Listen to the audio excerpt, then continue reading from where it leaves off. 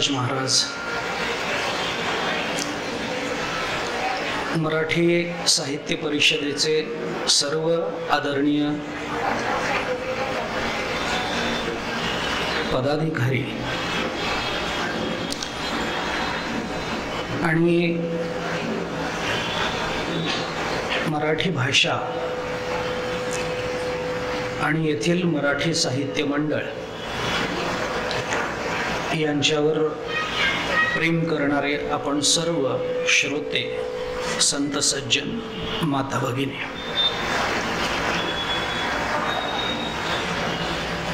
सर्वप्रथम मराठी साहित्य मंडळाच्या या अमृत महोत्सवी वर्षाच्या निमित्तानं मराठी साहित्य मंडळाचं अत्यंत अंतःकरणपूर्वक मी अभिनंदन करतो। गेली 75 वर्ष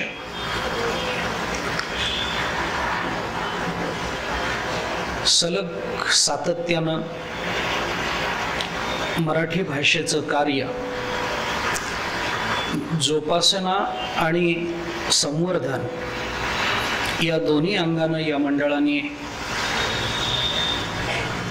अतिशय चांगल्या पद्धतीनं महाराष्ट्रातल्याही काही साहित्य मंडळांनी आदर्श घ्यावा या पद्धतीनं जे केलेलं आहे त्याबद्दल खरोखरच इथल्या सर्व आदरणीय मंडळींच्या प्रति कृतज्ञता व्यक्त करणं आणि त्यांनी केलेल्या कार्याप्रती त्यांच्या चरणी नतमस्तक होणं हे मी माझं कर्तव्य मानतो।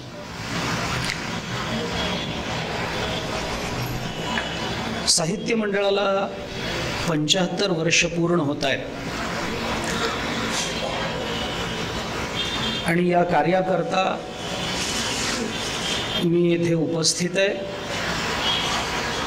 आमंत्रित केल्याबद्दल मंडळाला धन्यवाद देतोच, पण एका अतिशय हृदय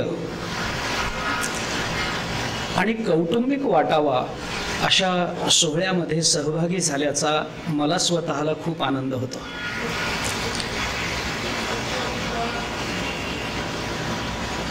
याच बरोबरीनं साहित्य मंडळाच्या परवात झालेल्या नियुक्त्यांनुसार जे नवीन सभासद मंडळावर आलेले आहेत त्यांचंही मनःपूर्वक अभिनंदन करतो आणि मागच्या मंडळाप्रमाणे त्यांनीही या भाषेच्या संवर्धनाकरता आणि जोपासनेकरता तोच आदर्श समोर ठेवून कार्य करावं अशी सद्भावना त्यांच्या प्रति व्यक्त करतो।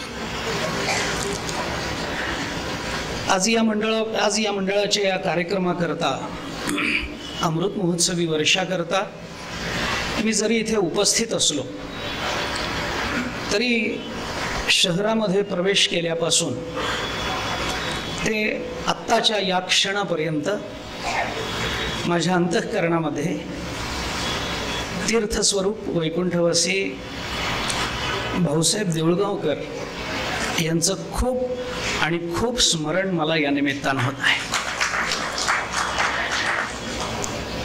तसंही मी त्यांना माझ्या आयुष्यात विसरू शकणार नाही आहे, परंतु आज मला विशेषत्वाने स्मरण होतं त्याचं कारण म्हणजे ते असताना त्यांनी 2-3 वर्ष सलग माझ्याशी पत्रव्यवहार करून या साहित्य मंडळाच्या कार्यामध्ये काही व्याख्यानांकरता मी यावं याचा खूप मोठा आग्रह त्यावेळेला माझ्याकडे धरला होता, परंतु दुर्दैवाने ते असताना मी येऊ शकलो नाही याची खंत मला आहेच आहे।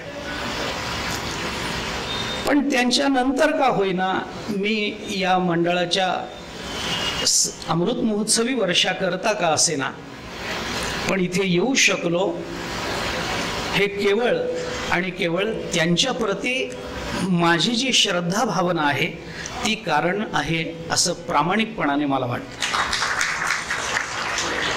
आता इथे बसल्यानंतर मी विचार करतो की त्यावेळेला इतक्या मोठ्या व्यक्तीने मला इतकं हट्टानं आमंत्रित करू नये, मी का येऊ शकलो नसेल. मी नवखा होतो, माझाही कार्यभाग वाढता होता, माझ्याही मागे व्याप होता. परंपरेची जबाबदारी स्वीकारताना काही गोष्टी अंगवळणी पडाव्या लागतात. तशा कदाचित त्यावेळेला त्या माझ्या अंगवळणी पडल्या नसतील. म्हणून त्यावेळेला त्यांचा आग्रह असूनही, मला येण्याची इच्छा असूनही मी येऊ शकलो नाही. हे जरी कारण असलं तरी आज मला जाणवतं कदाचित हा जिल्हा माझी सासूरवाडी व्हावी आणि मगच मी इथे यावं, हे ब्रह्मलिखित नसेल कशावर.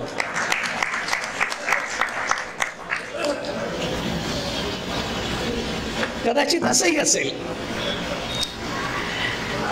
पण आज इथे आल्यानंतर मला जाणवतं आपल्या सर्वांच्या भेटीने, आपल्या सर्वांच्या दर्शनाने ही भावना माझ्या अंतःकरणात आज तरी मला अधिकाधिक खंत जाणवून देते आहे की या मराठी मंडळात यायला मला उशीर झाला. कदाचित याच्या पूर्वी आलो असतो तर आपले ऋणानुबंध अधिक जास्त प्रगाढ झाले असते. ते मंडळाला खरोखर धन्यवाद दिले पाहिजे.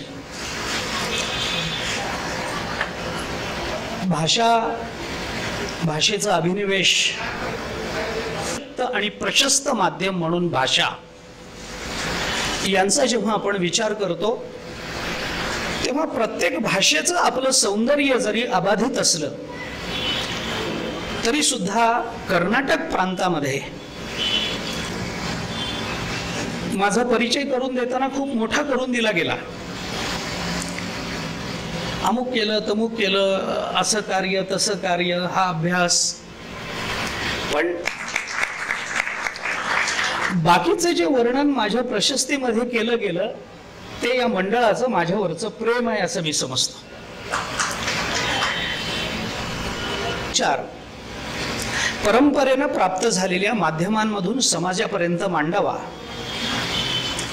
आणि निस्पृह मनाने समाजातल्या संतांना अभिप्रेत असणाऱ्या परिवर्तनाच्या अतिशय व्यापक अशा कार्याचा एक छोटासा सहभाग आपल्याकडून नोंदवला जावा, एवढ्या अत्यंत प्रामाणिक तळमळीपोटी माझी परंपरा या संत वाङ्मयाच्या सर्वांगीण चिंतनाकडे प्रवृत्त झालेली आहे.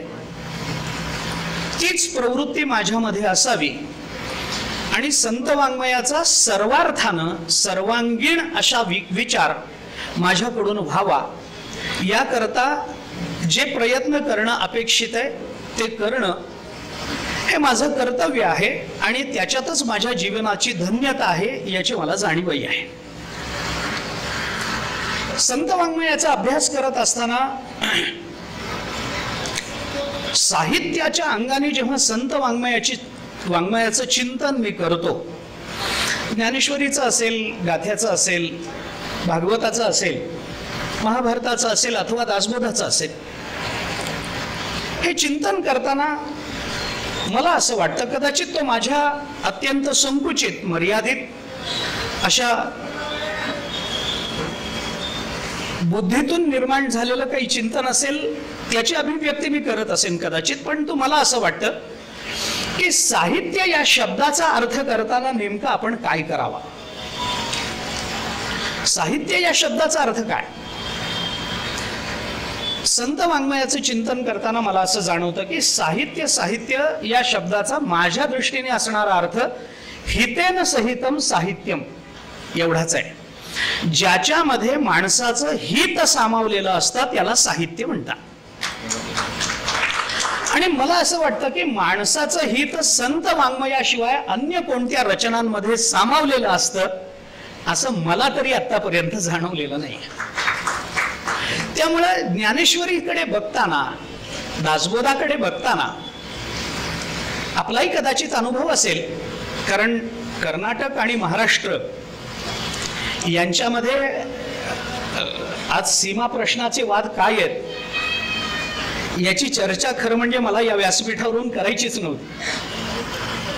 परंतु स्वातंत्र्यानंतरच्या आजच्या कालापर्यंत मी शब्द थोडासा क्षमा मागून वापरतो, आपलं दुर्दैव हे राहिलंय की मानवी उन्नयनाची जी माध्यम आहेत, मानवी जीवनाच्या उन्नयनाचे जे क्षेत्र आहेत, त्या सर्व क्षेत्रांवर, मी दुर्दैवाने हा शब्द का वापरला हे कदाचित आपल्याला पटेल असं मला वाटतं, या सर्व क्षेत्रांचे परिसीमा आणि सर्व क्षेत्रांचा बंध, सर्व क्षेत्रांची परिसमाप्ती ही दुर्दैवाने राजकारणामध्ये होते आहे. त्यामुळे सीमा प्रश्न हा राजकारणाचा विषय असेल, पण महाराष्ट्र आणि कर्नाटक यांचा इतिहास पाहिला तर लोकसाहित्य आणि संत वाङ्मय या दोन बाबतीमध्ये संपूर्ण भारतवर्षामध्ये ही दोनच राज्य अशी आहेत की संत वाङ्मय आणि लोकसाहित्याच्या दृष्टीने ही संपूर्ण भारतवर्षामध्ये सर्वाधिक श्रीमंत राज्य आहे. या बाबतीत बंगालचंही मी नामोल्लेख करीन, परंतु तो संत वाङ्मयामध्ये आपल्यापेक्षा थोडासा उणा आहे. आणि म्हणून इथलं दाससाहित्य काय, किंवा इथे कर्नाटकामध्ये सर्वप्रथम ज्ञानपीठ आणणारे द रा बेंद्रेंसारखे अतिशय सुप्रसिद्ध कवी काय, त्यांचं वाङ्मय काय. दुसऱ्या बाजूने संत साहित्याची अतिशय प्रगल्भ, अतिशय व्यापक आणि अतिशय भावपूर्ण अशी एक परंपरा कर्नाटक आणि महाराष्ट्र या दोन्ही राज्यांमध्ये समानतेने नांदते आहे. इतिहासामधला या गोष्टीचा उल्लेख करण्यामध्ये मला इथं विशेषतः आनंद होतो की कर्नाटकातले संत आणि महाराष्ट्रातले संत ज्या एका दैवताच्या चरणाशी एकत्रित आले, ते पंढरपूरच्या पंढरीनाथाचं वास्तव्य ज्या पंढरपुरामध्ये झालं, ते पंढरपूरही जुन्या काळी कर्नाटकात होतं. ज्ञानोबारायांचं कानडाओ विठ्ठलू कर नाटकू तेणे मज लावियला वेधू हे म्हणणं काय, अथवा आपल्याला कदाचित माहिती असेल नसेल मला माहिती नाही, पण ज्ञानेश्वर महाराजांच्या गाथ्यामध्ये एक कानडी अभंग आहे आणि त्या कानडी अभंगाला महाराष्ट्रातली संत परंपरा कुठल्याही भाषिक अभिनिवेशाच्या आहार्य न जाता अत्यंत अभिमानाने त्या कानडी भाषेतला ज्ञानोबारायांचा तो अभंग मस्तकी मिरवते आहे हे सांगताना मला विशेषत्वाने आनंद होतो. संत वाङ्मयाचं परिशीलन करताना संत वाङ्मय हेच खरं साहित्य आहे असं म्हणण्याचं जे, म्हणजे इतर साहित्य साहित्य नाहीत असं मला मुळीच म्हणायचं नाहीये. संत चरित्राचा आदर्श डोळ्यासमोर न ठेवता आपल्या अंतःकरणामध्ये निर्माण झालेल्या भावनांची अभिव्यक्ती ही एका विशिष्ट छंदातून करणारे अनेक वेगवेगळे कवी, अनेक वेगवेगळे साहित्यिक यांनी केलेलं कार्य हे कदाचित संत वाङ्मयासारखं पवित्र नसेल, कदाचित त्या कार्याला संत वाङ्मयाच्या इतकी नित्यता लाभलेली नसेल, कदाचित ते कार्य काळाच्या कसोटीवर संत वाङ्मया इतकं खरं उतरणारही नाही, परंतु म्हणून त्यांची किंमत कमी होते असा मात्र कधी अर्थ होत नाही, हे आपण लक्षात ठेवलं पाहिजे. आपण विचार करा, कितीतरी अशा गोष्टी आहेत. मला पुन्हा एकदा दुर्दैवाने शब्द वापरतो मी,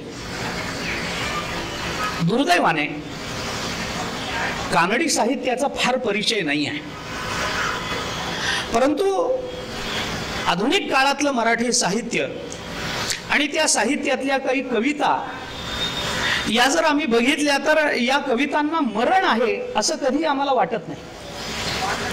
म्हणजे संस्कृत साहित्यामध्ये या कवींच्या संबंधानं असं म्हटलं जातं, जयंती ते सुकृतिनो रससिद्धा कवीश्वराः नास्ति येषां यशः काये जरामरणजं भयम् असं एक चिंतन आपल्याला संस्कृत साहित्यामध्ये दिसून येतं की या रससिद्ध असणाऱ्या कवींचा आम्ही जय जयकार करतो, त्यांचा जय जयकार असो, कारण यांच्या कीर्तिरूपी शरीराला ना म्हातारपणाचं भय आहे, ना यांच्या कीर्तिरूपी शरीराला मरणाचं भय आहे.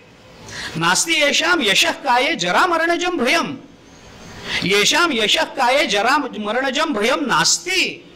यांच्या कीर्तिरूपी शरीराला म्हातारपण नाहीये.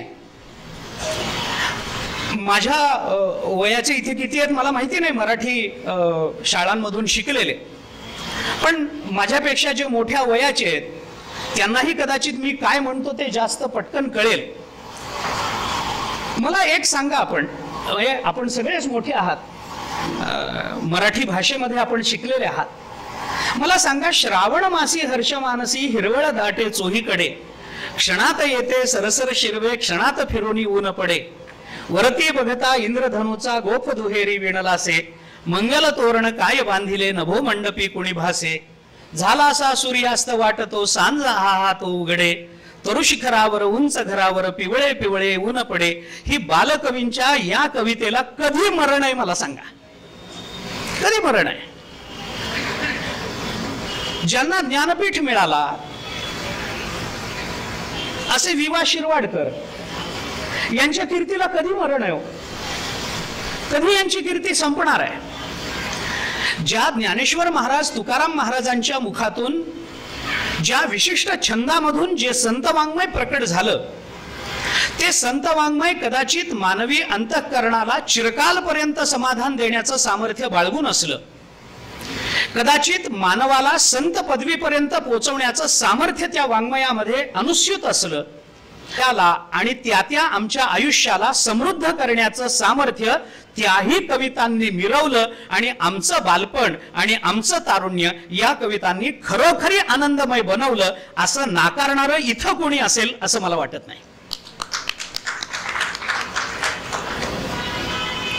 मला कल्पना आहे की मी संत वाङ्मयाचा उपासक आहे.